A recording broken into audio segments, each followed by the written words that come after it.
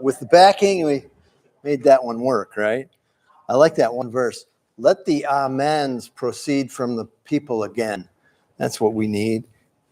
So feel free to belt out an amen anytime you like. We're going to continue our study in Acts. We're in Acts 27. We finished chapter 26 last Sunday. And only two more chapters, well, three, including this one, 26, 27, and 28. Or excuse me, two more, just 27 and 28, because we finished 26. Closing up the study of the history and acts of the early Christian church, as recorded by Luke. And where we left off, Paul had his third hearing before governors and kings, as was prophesied.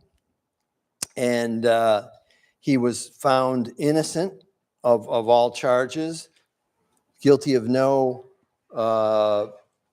violation of Roman civil law and even Jewish religious charges that they cooked up. And so, as we discussed at the close of last week's study, Paul says he's guilty of this, and I'm paraphrasing here. I'm guilty of reminding you Jews that you killed the promised Messiah. You killed your Messiah that was promised. And the fact that you would kill him was foretold in your own scriptures. But the worst news for them is that he didn't stay dead. He rose again. It's the best news for the world. He rose again. And that was also foretold in their scriptures. And they can't bear to hear this. It really drives them, to bloodlust. And for context, let's read the last two verses of the previous chapter that we did last week. Just chapter 26, verses 31 and 32 here. And remember, there's no chapter divisions here, so this is sort of the setting as we go into. This is the end of the hearing. And verse 31 says, and when they had gone aside, that's the leaders, the Festus, the governor, and Agrippa, and the dignitaries there. And when they had gone aside, they talked amongst themselves, saying, this man is doing nothing deserving of death or chains. Or chains. Not even, he shouldn't even have been held prisoner. Verse 32. Then Agrippa said to Festus, this man might have been set free if he had not appealed to Caesar. And as we mentioned, that was his right as a Roman citizen, and he appealed to Caesar, which is all in God's will. He is to testify Christ before kings and dignitaries all the way to Rome and eventually before Caesar. And he's been told several times that this would happen, and this is all part of God's will. So with that, let's look at chapter 27. And when it was decided that we should set sail to Italy, so you could tell, see, there's no chapter division here, and chapter 27 starts with and. Decided that we should set sail to Italy, they delivered Paul and some other prisoners to one named Julius, a centurion of the Augustan regiment. So Italy, that's Rome. So they're heading to Rome. And I imagine a few days passed before they delivered him to Julius, the centurion, for delivery back to Rome. Because remember, Festus had the difficult task of writing some sort of a charge, or at least a reason why this man is being sent all the way back to Rome for a hearing before Caesar. You just don't do this. And this is why he's been trying to come up with the charge here. And he's been unsuccessful. And so I imagine he just wrote the facts as they are. This man appealed to Rome and to avoid being turned over to the Jews. And I even tried going to Festus. I even tried going to King Agrippa, who's supposed to be the authority on all things Jewish, the temple and things like this. And it's possible that he even had Agrippa write something down too about this too. Like the man is innocent, but the Jews will not tolerate him being alive and us releasing him, and they will cause much tumult in this region. And of course, at least that way, Festus could, if something did happen, if he got released, if he got released, then it wouldn't be on Festus, because he was responsible for any unrest in that region, that Roman region, as the governor there. So maybe Agrippa either endorsed his letter or sent another one along with it to accompany it, because he sort of co-presided over this last hearing that they had that we just covered in our last study. Says here in verse 1, Paul and some other prisoners. Now, we're not told how many, but we're going to see that there's a difference between how Paul is treated and the other prisoners are treated by Julius here. And this is probably because all the other prisoners were accused and charged and found guilty. And Paul has been accused, but he's not even been charged, and he certainly hasn't been convicted or found guilty of anything, as we've seen. So it's a little different scenario for him. He's appealed to Rome, and so he's not a convicted prisoner yet. So some other prisoners. Now, why are they being sent back to Rome? Some commentators believe that they're being sent back to Rome for the arena as fodder. To die in the arena, they would gather them from all over the place. After all, the Roman elite needed entertainment. And so that was fueled with prisoners from all over the Roman Empire. And they would get a bunch of them, and then they'd have a good old time. And they would die in sport in the arena.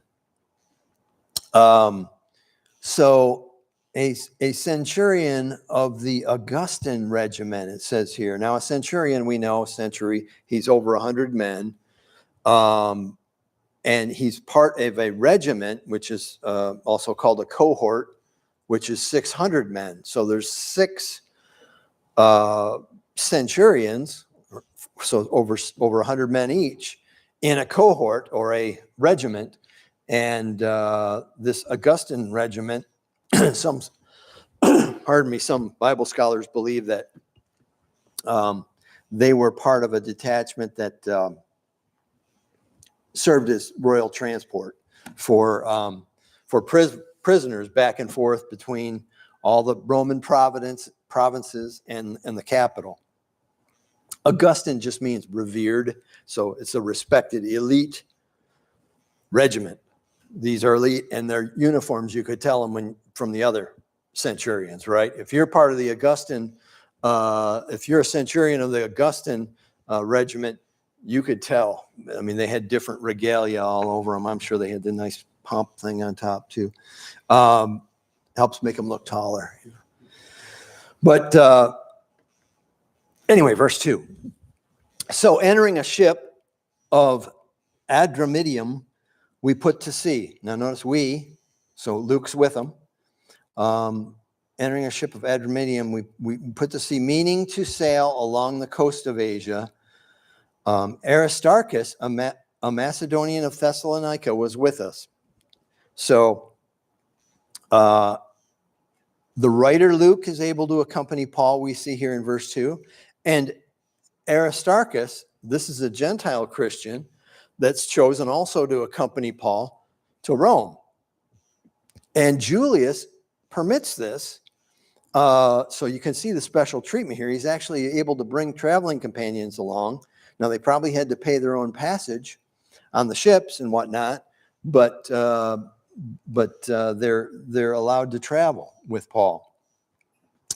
At the end of Paul's letter to the Colossians, he says, Aristarchus, my fellow prisoner, greets you. That's and about the same in Philemon 24.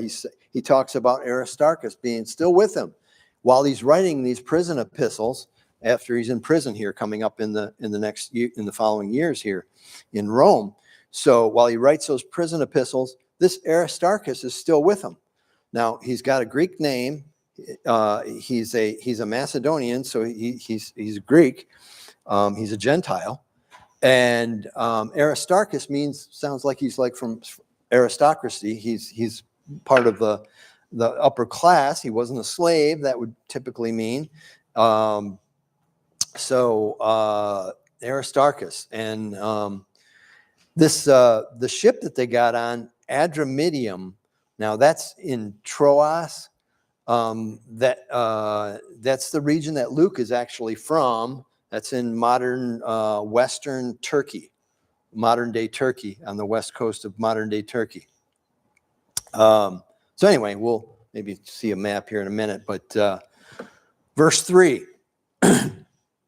And the next day we landed at Sidon, and Julius treated Paul kindly and gave him liberty to go to his friends and receive care. So Sidon is only about 75 miles north of up the coast, and it's in modern day Lebanon. So they started in Caesarea, which we'll look at a map in a minute here, but started in Caesarea and then up the coast of Sidon in Lebanon, about 75 miles, and they stopped there at port. But so this is a little beyond fair treatment here, as we see, and gave him liberty to go to his friends and receive care. So Julius, I suspect he learned a bit more about Paul, perhaps from Festus, or maybe Lysias, the commander in Jerusalem, from 2 years earlier when Paul was originally taken prisoner. And but all the Roman soldiers that had to guard or keep Paul for the last 2 years have known this man and have had to hear him. And many of them are no doubt Christians now. And word gets around in Roman circles, and this Julius probably heard some discussions about this unique Jew who converted to Christianity as a Jewish zealot. Beginning was a Jewish zealot, but converted in that whole Damascus Road story that he just, by the way, gave his testimony in the previous chapter at the where Paul's hearing was held in the stadium, the auditorium, it says. Go to the next slide. Let's see if I got. Yeah. So this is a flashback. Chapter 25, verse 23. This is at his hearing in Caesarea. So the next day, when Agrippa and Bernice had come with great pomp and had entered the auditorium with the commanders and the prominent men of the city, at Festus's command, Paul was brought in. So this was a big deal, big doings in Caesarea that day. And this Julius may have been there. Caesarea was the Roman military, I don't want to say capital, but it was their seat of power in Palestine, in that area, was Caesarea. So they departed port from there a few days later. So it's reasonable to assume that this Julius heard Paul's testimony also. So it's another reason why one might conclude that he was there and heard the whole thing. So he has liberty. He never tried to escape over those past 2 years. I'm sure so he didn't. And he seemed to look forward to justice in a Roman court. He wasn't trying to get away from that. That seemed to be his preference. As God had told him, he was going to testify about me, meaning Jesus. He was going to testify about, you're going to testify me before kings and governors and whatnot. And so all this is well known to Julius. So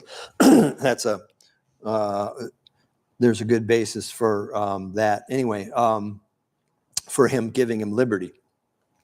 So he goes to his friends, it says here. Well, these are Christians in Sidon, way up in Damascus, 75 miles north. And Paul, we've seen many times, is finding Christian brethren in every city. And it just fills him with great joy and encouragement wherever he goes. And we'll see more of that coming up here. Okay, verse 4. And when we had put to sea from there, that's from Sidon, we sailed under the shelter of Cyprus because the winds were contrary. And when we sailed over the sea, which is off Sicilia and Pamphylia, we came to Myra, a city of Lycia. Now, let's go to the next slide, catch this map here, see if we can, I can point out a few things here. So Caesarea to Sidon, 75 miles north. And then the winds were contrary, so instead of just sailing across like this, they hugged the shoreline and went up here. And this is where they are now. This is the area that Paul and already his first, second, and third missionary journeys had covered this whole area, so he knows it well. They have to go around the top side of Cyprus, and they land at Myra.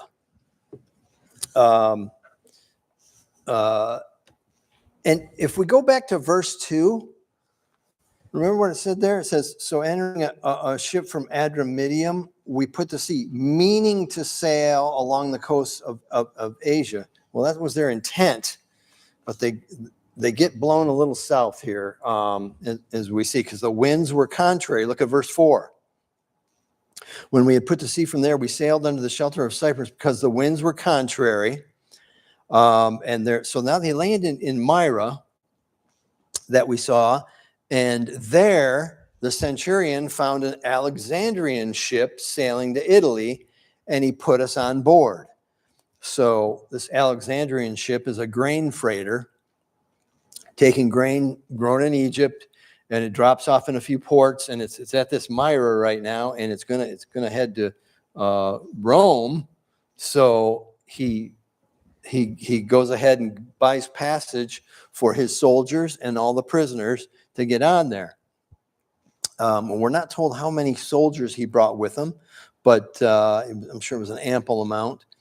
And according to those familiar with the sailing ships, a grain freighter of that period was about 140 foot long. So it was no small craft, 36 foot wide.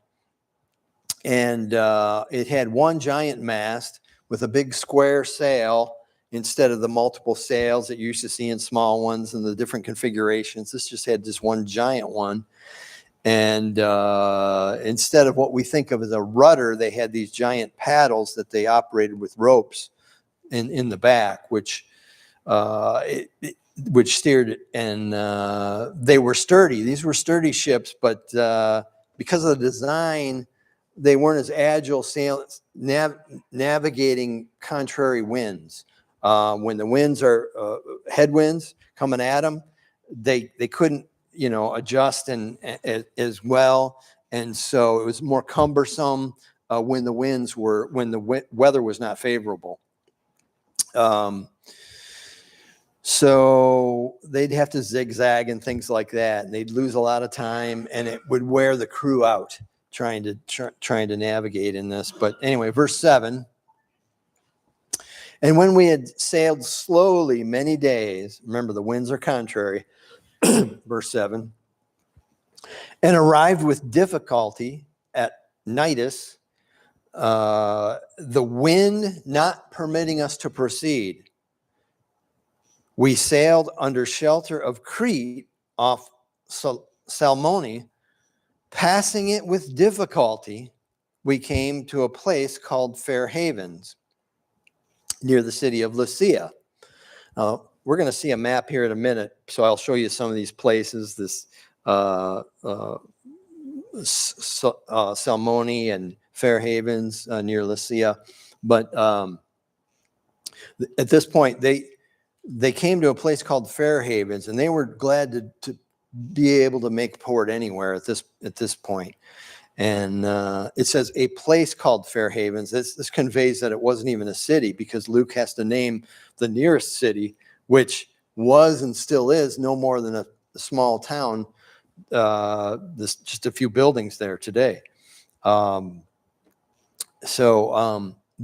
They're way behind schedule here for safe sailing, as we'll talk about a little more. This time of year in the Mediterranean Sea was considered not navigable by these old sailing ships. And so this is not the season to be out on the open sea. You could do little junkets, short ones, but hugging the coastline like it intended to do. But this was no time to be on the open sea. Now, let's look at verse 9.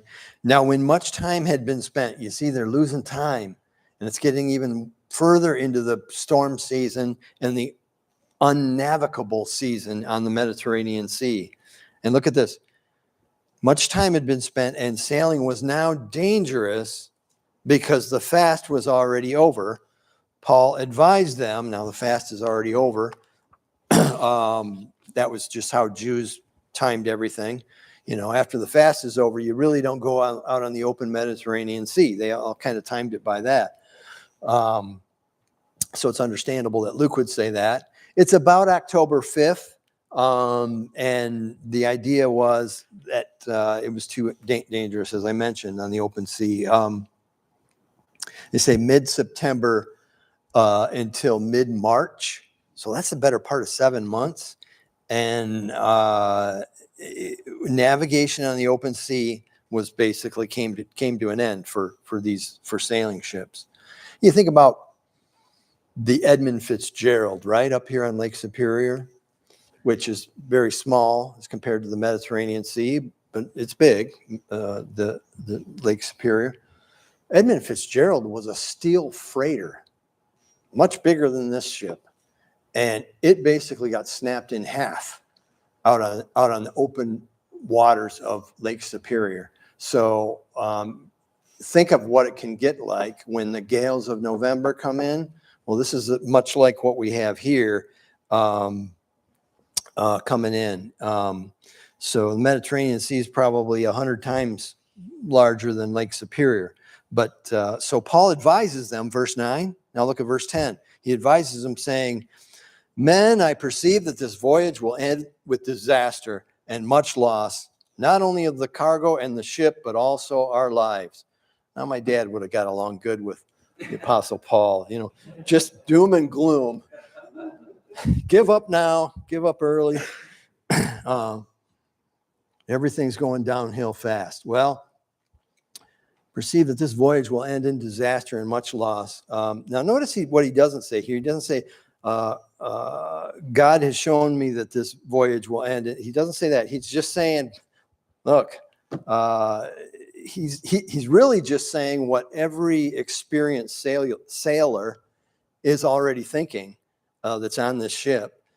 They all know they're at least 2 weeks past safe sailing period here. They're really rolling the dice out here.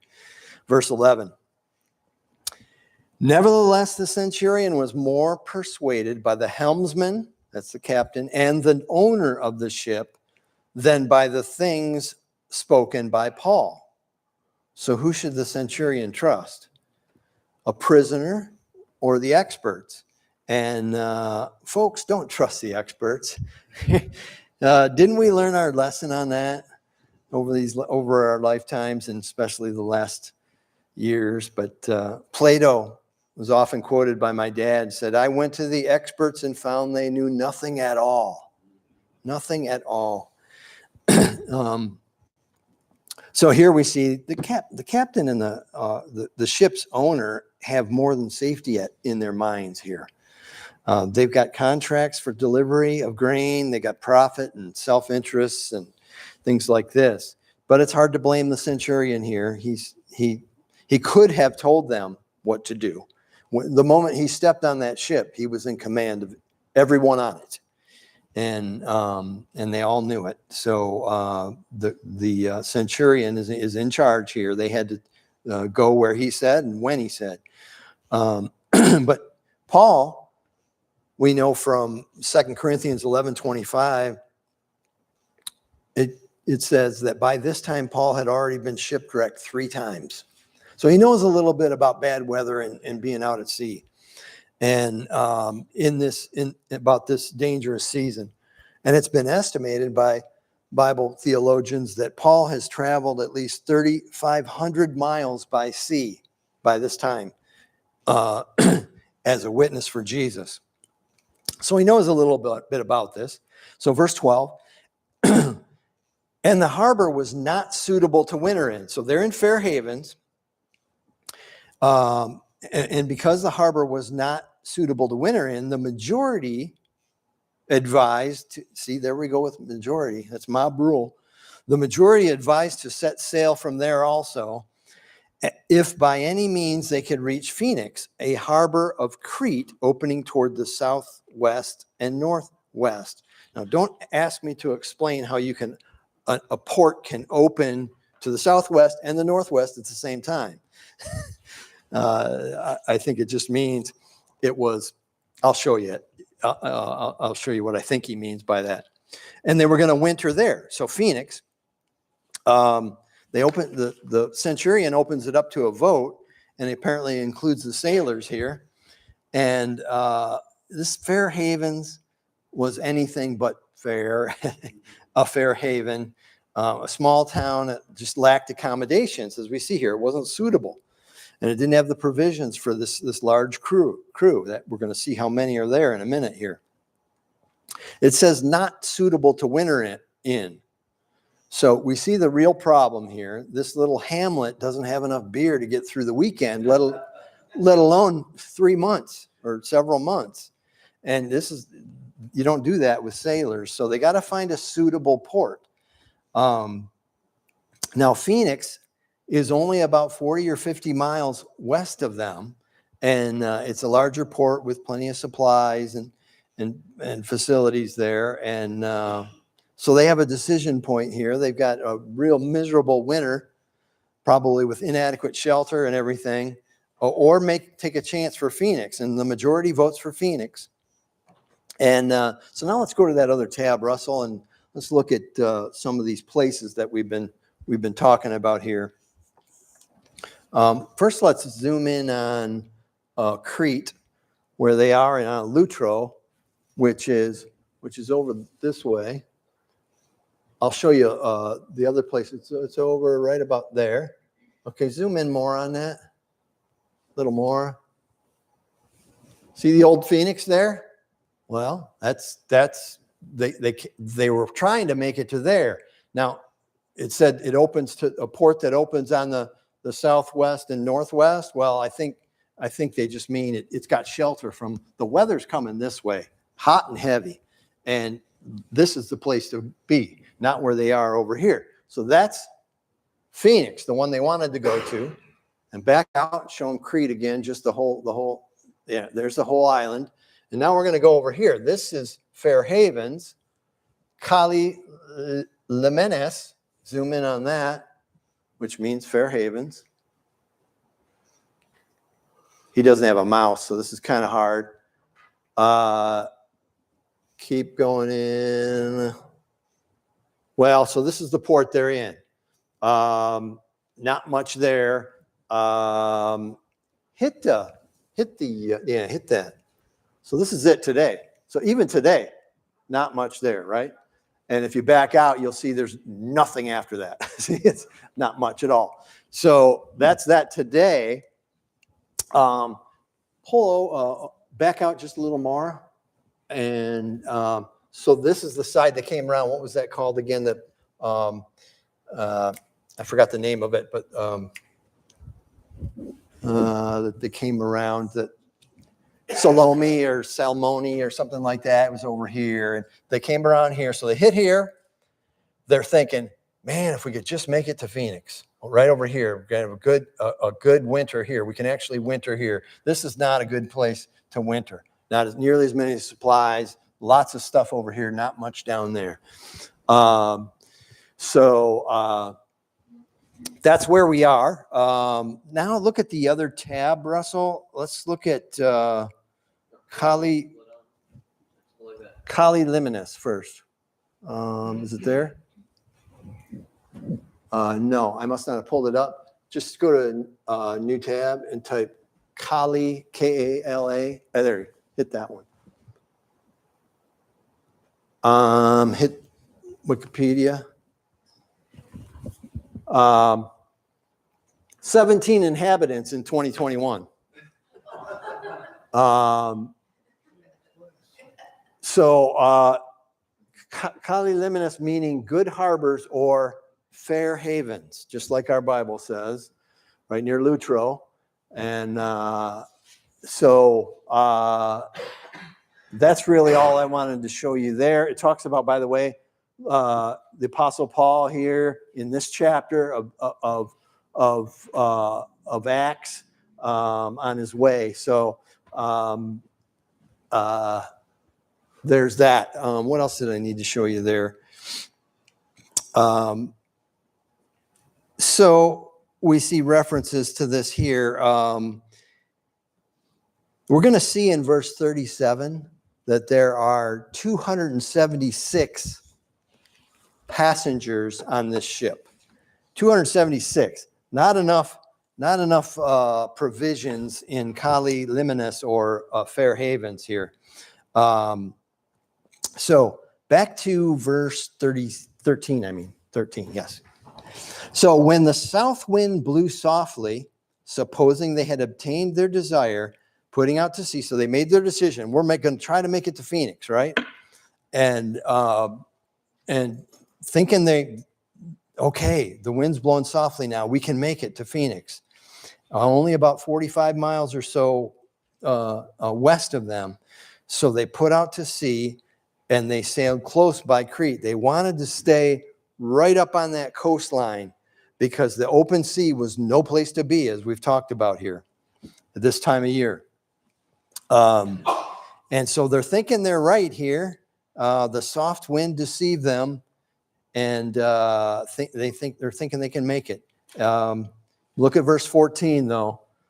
But not long after, a tempestuous headwind arose called the Euroclydon. Now, this is exactly what they feared might come. And it even had a name. This is what the soldiers called it. Oh, no, the Euroclydon. And let's go ahead and look at that tab also, Russell. Euroclydon comes up every year. This is where we get the word gale. They call it Gregalia now. If you go down a bit, talked about in chapter 27 of the book of Acts. It was also talked about in the book Moby Dick and other things. So you see that's it's a real thing, and it still happens every year. This is exactly what they feared might come in the autumn and winter. And look at verse 15. So when the ship was caught, it's got it, and it could not head into the wind, we let her drive. So the wind, this wind, it has destructive power, and now they're helpless to navigate. And so the wind's driving now, and all they could do is let her drive. And look at verse 16. And running under the shelter of an island called Clauda, we secured the skiff with difficulty. Let's see if we can see that. I know which one it is. I think I can show it to you if you go back to the Bing map. That's it right there. That's Clauda. So you see how far off they are. So they wanted to make it, they wanted to hug the coast and make it over here to Phoenix, but they got blown way off course, and they ended up down on the underneath this. It's called Gravados or something like that today. But they ended up, and they got a little bit of shelter, but down here, now they would have been lucky to crash land on it, but they didn't. They got some break from the wind on this side of it, and they were able to secure the skiff, as we're going to see, and they did some other work here. Let's look at that. Clauda, they secured the skiff with difficulty. So here they thought that soft wind deceived them. They didn't even bother bringing the skiff on board. They thought, well, it's only 40 miles, 50 miles. we'll just leave it tied to the back and we'll sail over to Phoenix and we'll be in for the winter. And so now this thing's in the back and they might need that thing. So it's so rough and it's probably so half full with water. So with difficulty, they pulled it aboard. We noticed, so this is Luke and probably Paul and the other prisoners are helping. We secured the skiff.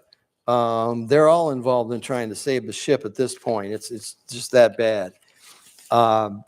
Verse 17, and when they had taken it on board, they used cables to undergird the ship, and fearing lest they should run aground on the Syrtis sands, they struck sail, and so were driven. Cables to undergird the ship. In modern times, this is still done with wooden vessels, of course, but it's called frapping. And I looked it up. They get at the front of the ship where it's narrow, and they drop the cable and they lower it down. They have guys on each side, of course, lowering it down, and then they'll strap it, and then they'll do another one, and they'll strap it, and so they've got it wrapped just to hold it together because these storms will just tear it apart. And so the ancient sailing vessels, they had supplies for this in particular, not so much anymore. But anyway, look at this. They struck sail. That means they dropped the sails there, so they're not up, and they're not catching wind anymore. And now they're just being blown. Now this Syrtis sands here that they feared, fearing lest they should run aground on the Syrtis sands. That is on the north coast of Africa, due southwest of their current position. And this is off the coast of like Libya, Benghazi. Maybe we should go back and look at that just so you can get a picture in the map here. I'll back off. So Benghazi's right here. The Syrtis sands are up here. So this is the north coast this is Libya, north coast of Africa. They're coming from over there. There's Claudia and this is about where they're at. And they're worried about ending up here because that's where the wind's going to take them. And they've got no control of the ship right now. And that's what they're worried about here. Now that was the greater Syrtis sands. There's another lesser Syrtis sands, but I think it's over by Tunisia. But anyway, that's just over a ways. But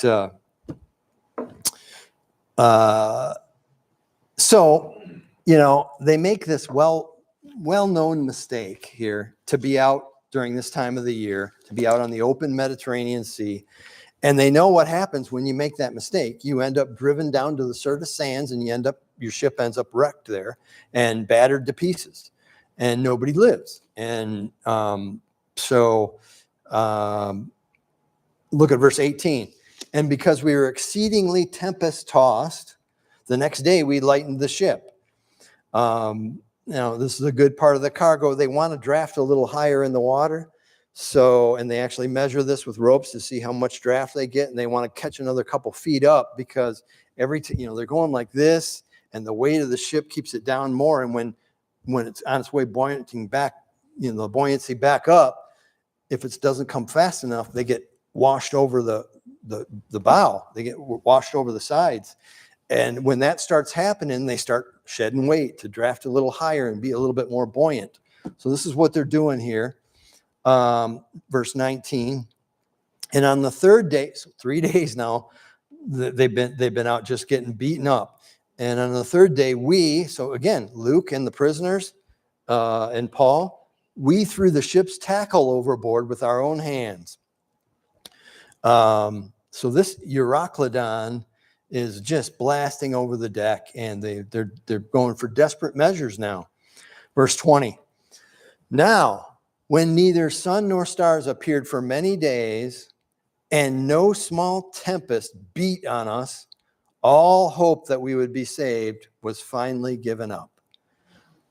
Now, these sailors know what they've been through a lot, and they're typically pretty optimistic, but you can see it on their faces, and I'm sure Paul and Luke saw it. They knew they were done for. Every man's face had no more hope of surviving this. And neither sun nor stars appeared for many days. They no longer have any idea where they actually are. They cannot position themselves as these sailors were very skilled at doing, of knowing where they were. They did know one thing. They knew direction only because the direction of the storm is always the same during that time of year. It's coming from the northeast and it's blowing, slightly southwest. Verse 21. But after long abstinence from food, then Paul stood in the midst of them and said, "Men, you should have listened to me and not have sailed from Crete and incurred this disaster and loss."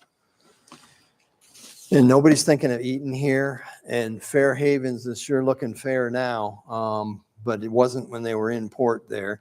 So he says, verse 22, "Now I urge you to take heart, for there will be no loss of life among you, but only of the ship." Now they must have been thinking, yeah, right. Be lucky if any of us survive this. And he says there'll be no loss of life. Verse 23, "For there stood by me this night an angel of the God to whom I belong and whom I serve, saying, 'Do not be afraid, Paul. You must be brought before Caesar. And indeed, God has granted you all those who sail with you.'" Now imagine Paul was praying for every one of the souls on that ship, the soldiers, the other prisoners, everybody. And God granted him that. Look at this. God has granted you all those who sail with you. Look at verse 25. "Therefore take heart, men, for I believe God, that it will be just as it was told to me. However, we must run aground on a certain island." Well, the ship is toast, and we're going to need to sacrifice it, but everybody's going to live. And Paul says, "I believe it will be just as God told me," not any deviation from what he told me. You didn't listen to me last time, Paul says, but you should listen now, because last time it was an educated guess of what was about to happen. This time I'm actually certain because God told me, and I believe, and now I am certain of these things. Now, certainty from a Christian is a powerful thing, and it's powerful medicine for these men. These men have no hope, and this is much like you and I out in the world today. We're around people with no hope, but we have a certain hope, like the Apostle Paul has here. And this is how we need to witness about Jesus. These people are lost at sea, hopeless. All hope is lost. And we should be able to say, "I believe God that it will be just as he told me in the Bible." And we have such a confident hope, and we need to show it. And that's how we can be salt and light in this world. But anyway, now right at this moment, these sailors are perhaps more inclined to believe in an awesome, powerful God than at any other time in their lives. And also, Paul is different, and they can all tell it. They can all sense it. This man serves the one true God, not the idols and the mythology, Greek mythology and fairy tales, like the rest of what they've seen in all their travels. And Paul says here, we're going to run aground on a certain island in verse 26. Well, Paul doesn't know what island it is, but God does. And God not only knows what island, he knows every grain of sand on every island on the entire planet. But he knows what island, and he knows exactly where they're gonna shipwreck on. Verse 27. "Now, when the 14th night had come," 2 weeks of this, "as we were driven up and down in the Adriatic Sea." Now, this is not up and down like north and south. This is up and down, up and down. And about midnight, the sailors sensed that they were drawing near some land. This is now 2 weeks of just bone-chilling terror that these men have been through out on the open sea. And about midnight, the sailors sensed. Now, despite the high winds, the waves hitting something besides themselves, crashing against the shore, the sailors' ears are tuned to this type of thing. They sense they're getting close to shore. And look at verse 28. And they took soundings and found it to be 20 fathoms. And when they had gone a little further, they took soundings again and found it to be 15 fathoms. Now, this is how they confirm what they hear, that they're getting closer to land. Now, soundings has nothing to do with sound. It was done with a rope, and fathoms is 6 foot approximately, and they would tie something on a very thin piece of twine. It wasn't a thick piece of rope. It needed to be something they could feel. They could feel when it hit the ground, so there'd be a weight on the bottom of it, and they'd drop it down, and they could feel it the difference when it hit the bottom. It was no longer pulling it, so they could tell. And then they'd look at the knots that they tied in it on the way up, and they would know exactly how deep it was. So they took 20 fathoms, and then a little later, it was 15 fathoms. That means it was 30 feet shallower. It went from 120 feet to 90 feet. And back in the 1800s, people trying to find errors with this account checked the British Admiralty charts for this area off Malta, which is where they're going to crash shipwreck against, and the water depth is just like he says here, so it aligns well. But verse 29. Then, fearing lest we should run aground on the rocks, they dropped 4 anchors from the stern and prayed for day to come. I remember that, 4 anchors. And as the sailors were seeking to escape from the ship, so they're close to shore, they got 4 anchors dropped behind them to hold the ship from crashing in. They were waiting for day so they could see where to go. And so now these sailors in verse 30, they're seeking to escape the ship. They were going to get in the skiff and take off.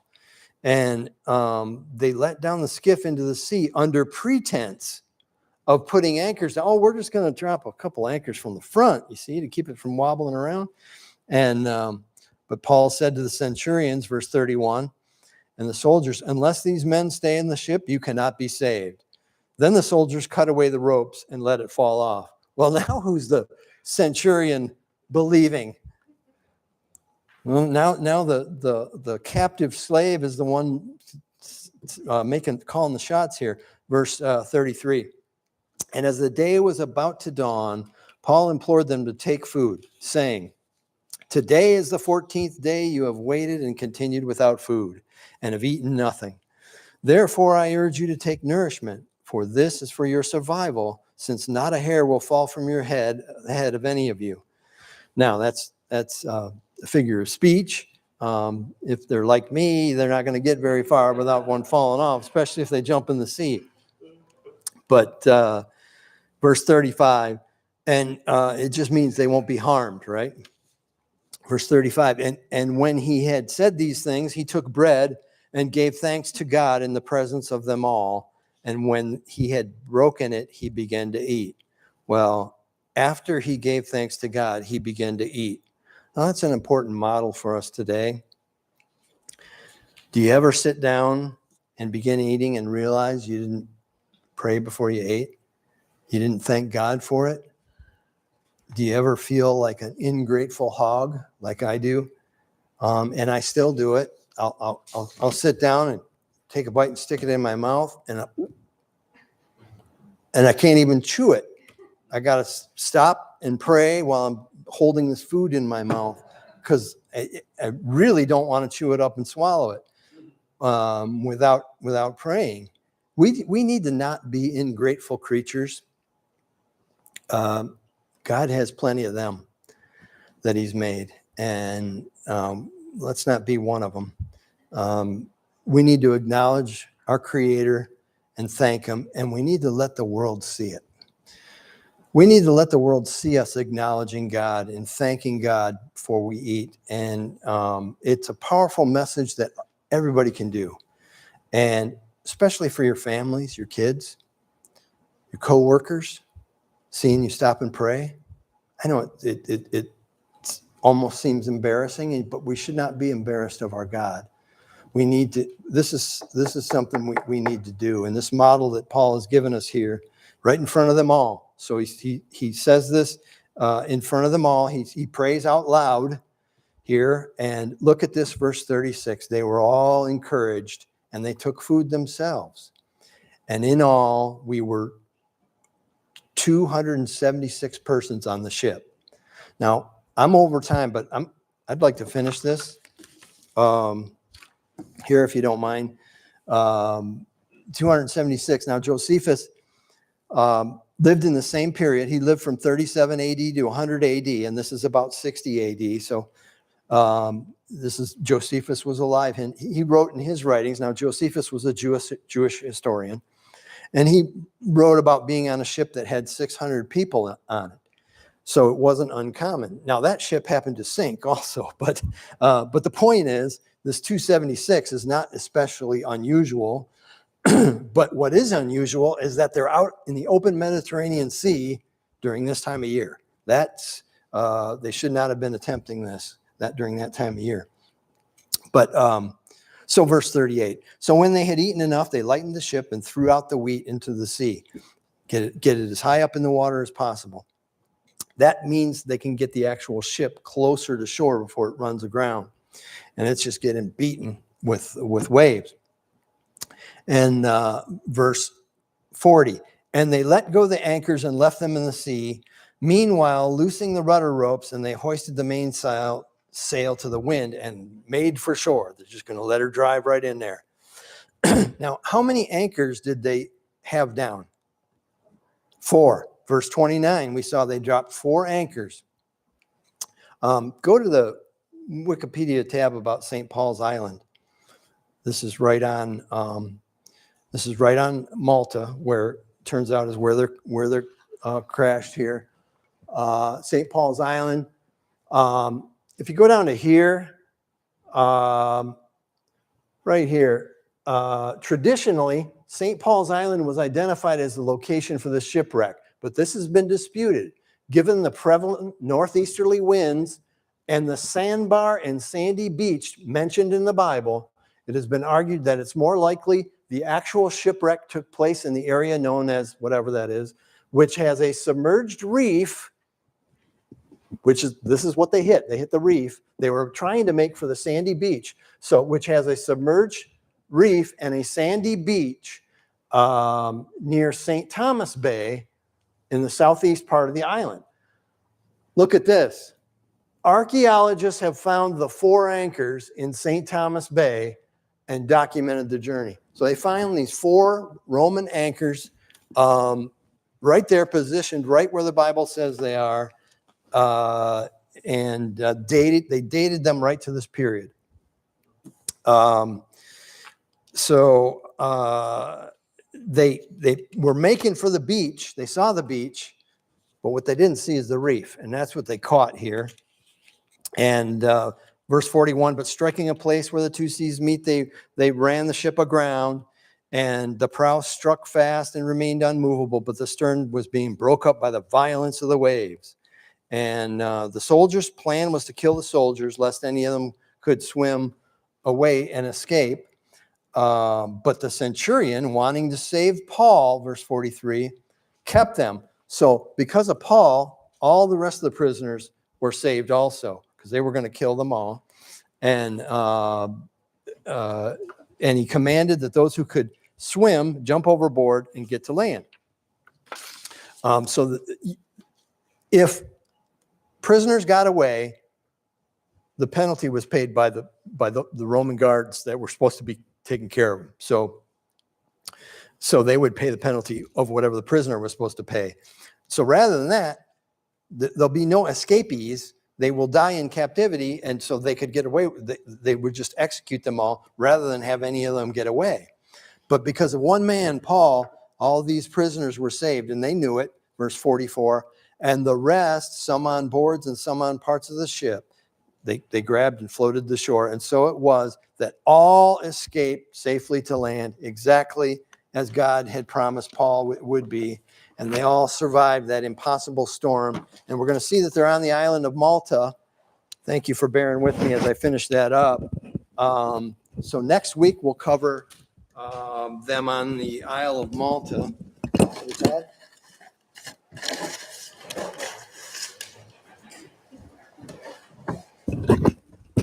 Did everyone get a handout?